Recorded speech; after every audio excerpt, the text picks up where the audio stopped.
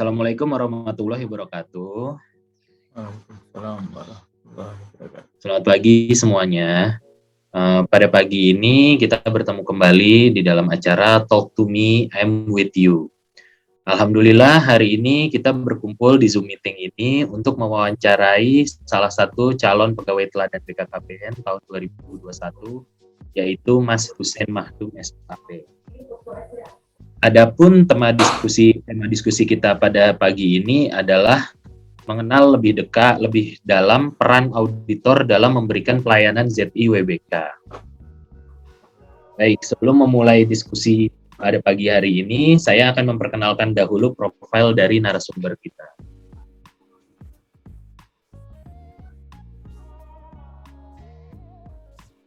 Narasumber kita bernama Hussein Mahdum SAP dengan nomor induk pegawai 1987-0903-2009-12-1004. Jabatan fungsionalnya adalah auditor muda, penempatan tugas di Inspektorat Wilayah 3, struktur dalam tim bisa berperan sebagai pengendali teknis maupun ketua tim dalam penugasan-penugasan di Inspektorat Wilayah 3.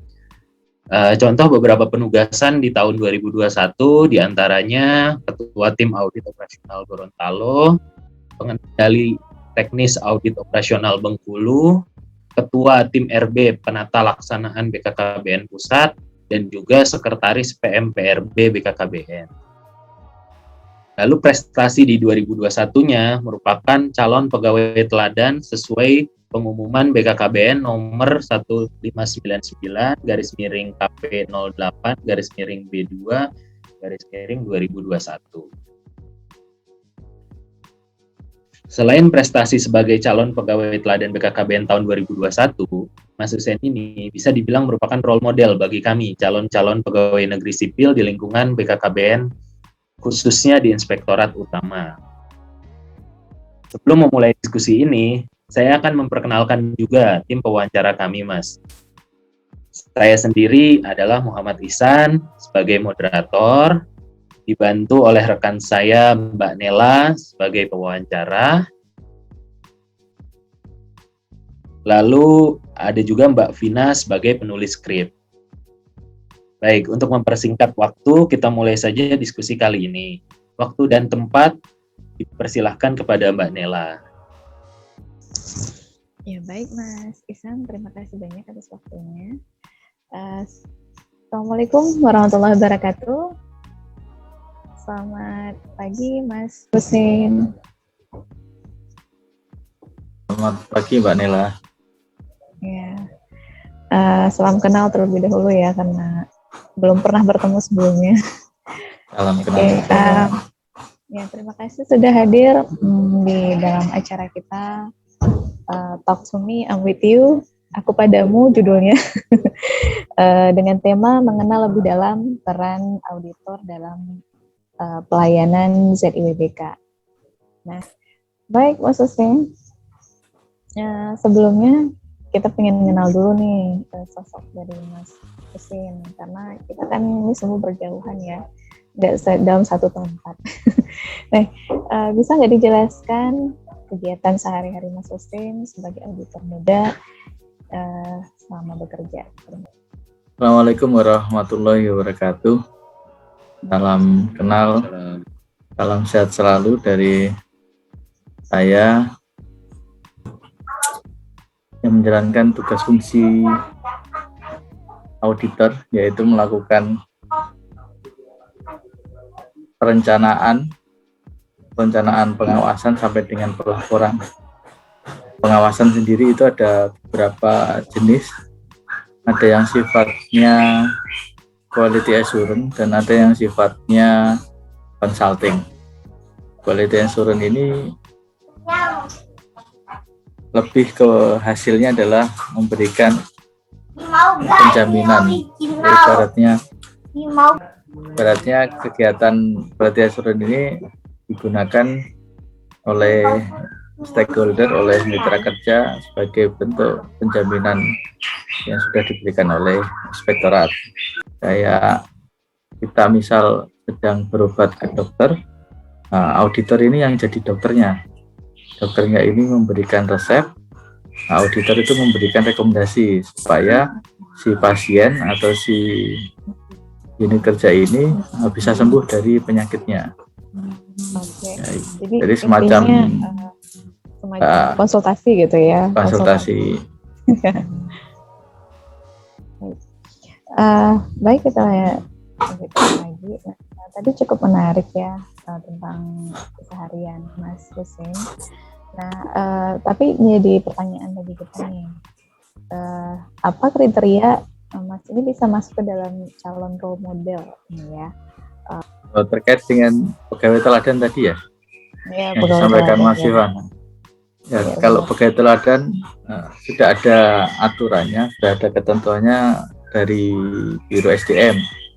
Jadi untuk seleksi pegawai teladan kemarin itu alurnya yang pertama adalah seleksi administrasi, itu langsung oleh Pak Inspektur sendiri yang menyeleksi seluruh pegawai di lingkungan Inspektorat Wilayah 3. Ada syaratnya nggak? Ya, ada syaratnya. Jadi ada semacam kertas kerjanya dari Biro SDM.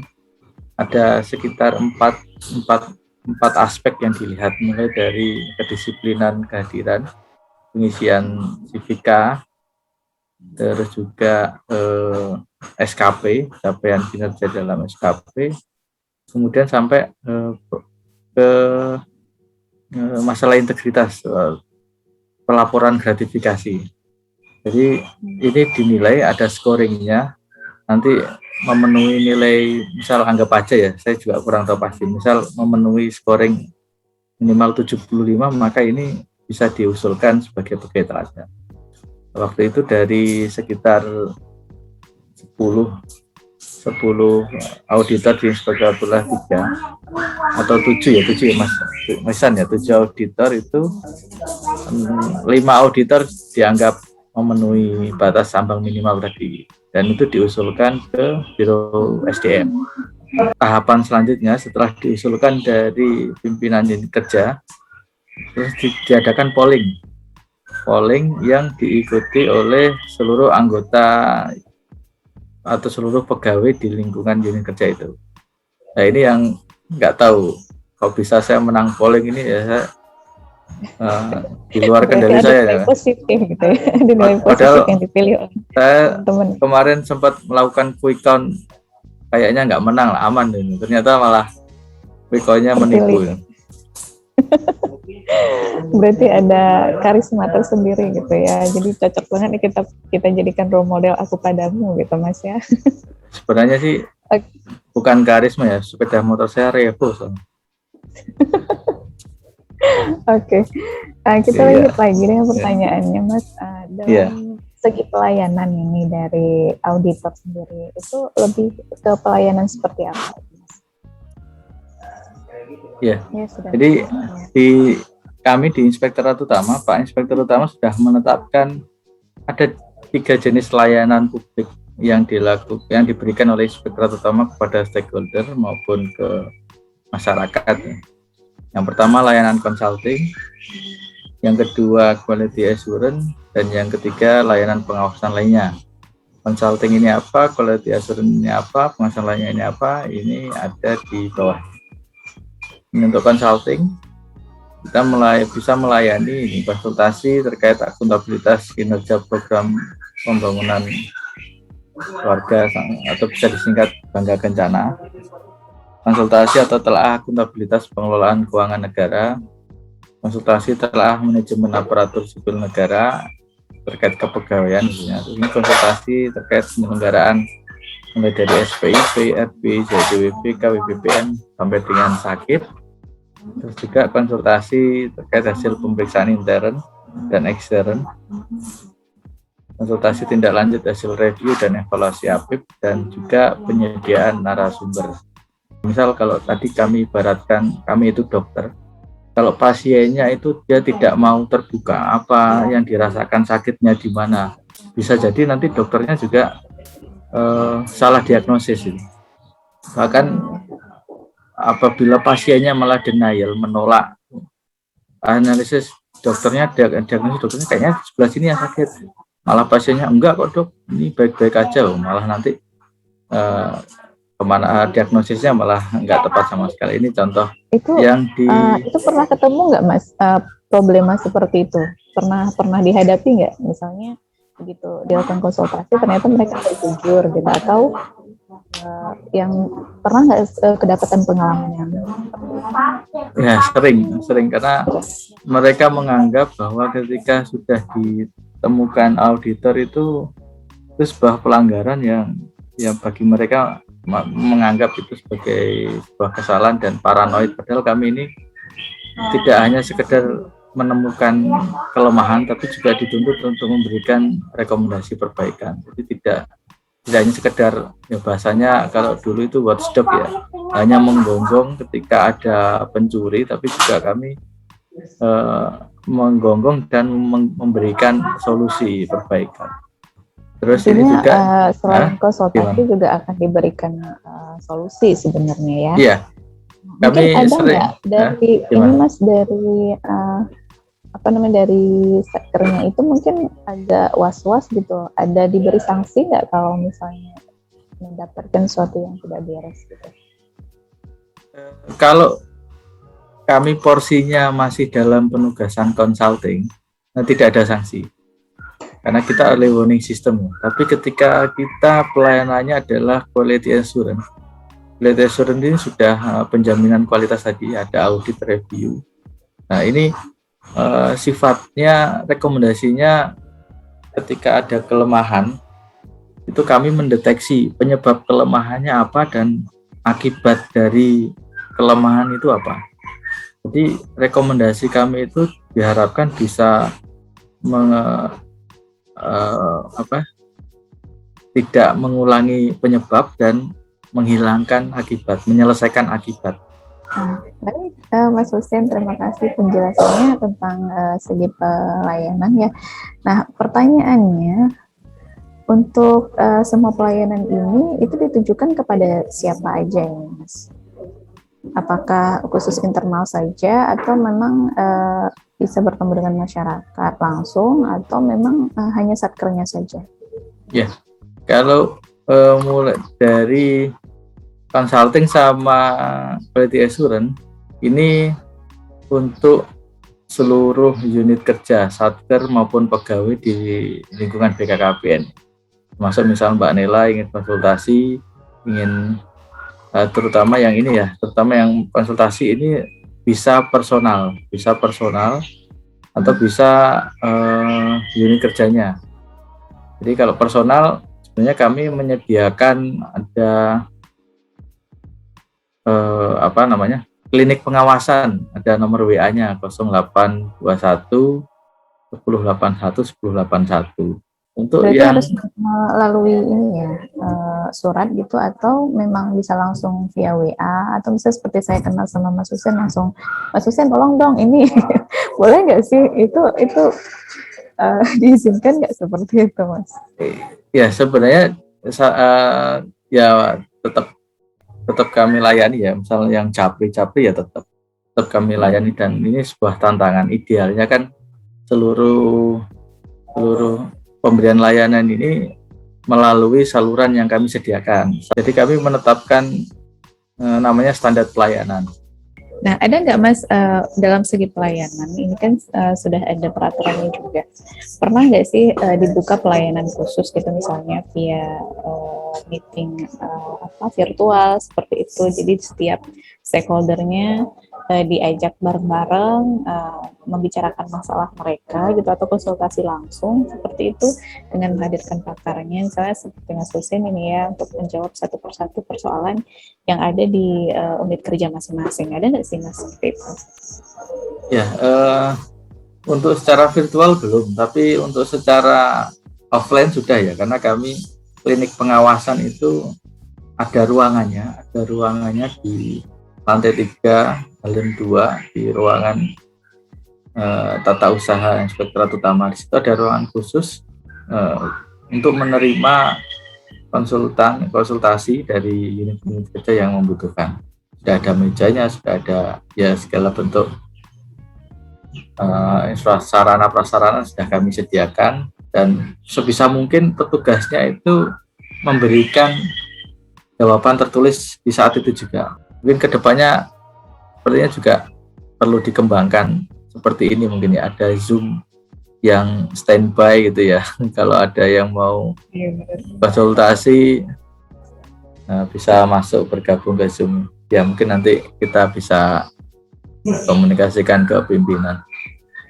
Oke, siap Mas. Jadi untuk memberikan pelayanan yang maksimal gitu ya. Iya. Oke. Nah, lanjut ke pertanyaan berikutnya. Ini Mas, kira-kira tadi sudah dijelaskan dan diuraikan. Nah, dengan tema kita juga ini mengenal lebih dalam peran auditor ya dalam pelayanan ZIWBK. Itu pernah ketemu nggak? Misalnya kan bilang tadi sebagai auditor itu kan sebagai dokternya nih, ada yang pasiennya juga. Tapi kan ada jenis-jenis pasien kan berbeda nih. Ada pasien yang memang secara sukarela dia datang untuk konsultasi, ada pasien yang males nggak berani untuk konsultasi atau lagi untuk melapor, takut nanti ketahuan ini gitu, ketahuan penyimpangannya, itu gimana tuh Mas? Iya, relatif memang ketika kita pembinaan ini mereka bersifat pasif untuk hal-hal yang negatif di unit kerjanya. Jadi mereka lebih tidak akan menyampaikan duluan kalau tidak kita yang nanya, tidak kita yang mendeteksi. Misal di ZI itu kan ada salah satu pertanyaan terkait benturan kepentingan. Di situ diminta unit kerja itu mengidentifikasi potensi benturan kepentingan. Benturan kepentingan apa saja sih yang kemungkinan terjadi di unit kerja itu. Nah, pernah ada yang mengadu, Mas, di sini itu outsourcing itu tenaga honorer lah, atau seperti pramusaji, sopir, itu rata-rata bawaan dari pegawai kantor, Mas, entah itu anaknya, entah itu saudaranya dan lain sebagainya. Nah, padahal sebenarnya itu kalau mau dijadikan potensi benturan kepentingan harusnya masuk. Kenapa? Karena nanti si pegawai akan mengalami benturan kepentingan ketika dihadapkan kepada honorer yang harusnya dia bina, harusnya dia awasi, harusnya dia pantau pekerjaannya, tapi karena memiliki hubungan tadi, kedekatan, hubungan saudara, bahkan anak, akhirnya kan tidak independen lagi. Karena kan ini menarik sekali Mas ya. Ketika sudah ditemui seperti tadi ya, itu kan masuk ke dalam nepotisme ya. Ada saudaranya atau anak-anaknya yang dimasukkan ke dalam instansi gitu karena benturan kepentingan. Nah, kalau sekiranya kedapatan ataupun misalnya tidak diakui oleh unit kerja tersebut, tapi ada yang ingin melaporkan, itu ada pelayanannya nggak gitu Mas? Misalnya ada di bagian unit kerja satu gitu. Betul. Kan dia otomatis kan pimpinannya nggak akan berkomentar gitu, tapi kan ada juga yang bawahan yang lain yang mungkin ingin melaporkan gitu. Ada pelayanannya nggak khusus untuk itu Mas? Iya, jadi atas hal-hal yang terkait nanti kalau di ZI itu ada di area perubahan manajemen, area perubahan penguatan pengawasan, mulai dari gratifikasi, SPIP, pengaduan masyarakat, whistleblowing system, sama penanganan benturan kepentingan. Ini sebenarnya keseluruhan ini adalah sistem untuk membangun integritas di unit kerja. Ketika misal tidak hanya benturan kepentingan, tapi juga misal gratifikasi, ada yang mendapatkan gratifikasi tapi kok kenapa dia nggak melapor? Nah, harusnya pegawai yang mengetahui ada pegawai yang tidak melapor gratifikasi itu bisa dilaporkan kepada kami melalui saluran namanya whistleblowing system. Jadi siapa saja boleh melaporkan gitu ya? Boleh melaporkan. Dan ini nanti efeknya apa? Efeknya kami melakukan penelusuran, bahkan melakukan audit investigasi. Karena apa? Karena kalau sudah dilaporkan melalui whistleblowing system, maka unsur resiko atau potensi terjadinya tindak pidana korupsi atau penyalahgunaan wewenang itu tinggi. Itu Jadi ini terjamin juga ya kerahasiaan pelapornya atau gimana? Atau terjamin kerahasiaannya. Karena di whistleblowing system itu diatur di kami itu ada peraturan kepala nomor 194 tahun 2014. Di situ kami menjamin kerahasiaan dari pelapor. Salah satu mekanismenya kami menjamin apa? Yaitu pelapor bisa anonim. Ya itu silakan. wajib menyertakan bukti-bukti atau gimana Mas? Atau hanya sekedar melaporkan gitu, udah ngelaporin aja kalau di sini ada gratifikasi atau di sini ada tindak penyelewengan jabatan tadi, itu perlu disertakan bukti-bukti atau memang boleh ya sekedar melapor itu aja via WhatsApp gitu? Ya, harus disertai bukti-bukti. Ini saya contohkan persyaratannya ya, pengaduan atau whistleblowing system. Ini bisa melaporkan di sini kejadian korupsi, penyuapan mulai nomor WA 0821. Kalau kami menyingkatnya IBIS 1815 dapat tanpa nama. Baik, karena mengingat waktu juga ya Mas, kita singkat aja untuk pertanyaan yang terakhir ini. Secara pribadi nih, kita nanya nih, kenapa sih Mas mau milih jadi auditor? Memilih jadi auditor? Ya kalau kronologisnya sih dulu ya mungkin dialami teman-teman ya, ketika mau daftar CPNS, formasi yang paling banyak apa waktu itu? Ya auditor. Waktu itu formasinya untuk jurusan saya 5. Kalau yang lain hanya 2, hanya 1, ya udah peluangnya lebih banyak 5 gitu. Daftar yang 5 itu ya pragmatisnya gitu. Nggak ada, waktu itu belum tahu auditor tuh ngapain belum tahu. Setelah tahu itu gimana tuh Mas? Ada penyesalan mungkin atau? Ya mungkin ini yang dinamakan tersesat di jalur yang benar ya, mungkin ini ya. Ya passionnya sih yang saya rasakan ini sebagai media dakwah ya. Media dakwah itu maksudnya ya kalau di Quran kan watawasobil haq watawasobil sober ya, mengingatkan yang kebenaran.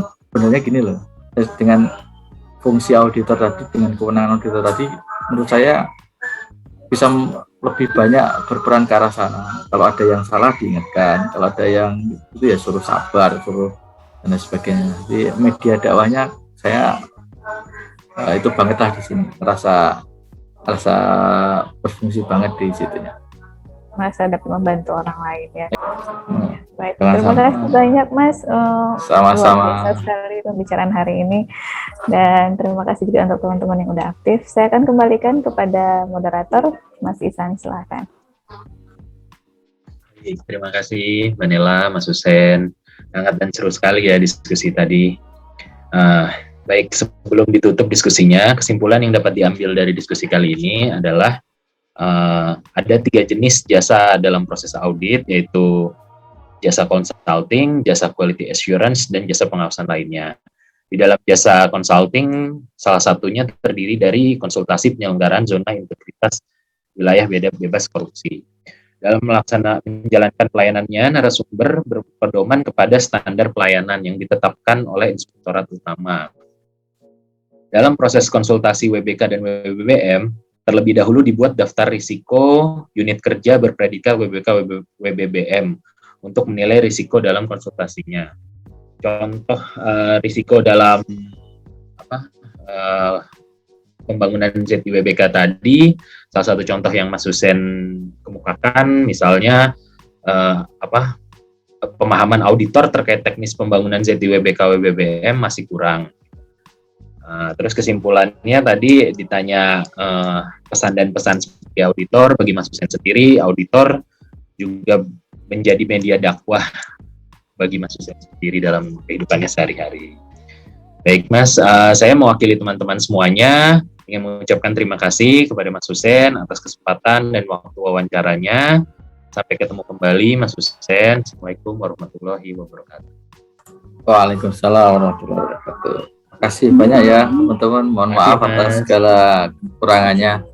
Salam sehat selalu. Salam BKKBN. Berencana itu keren.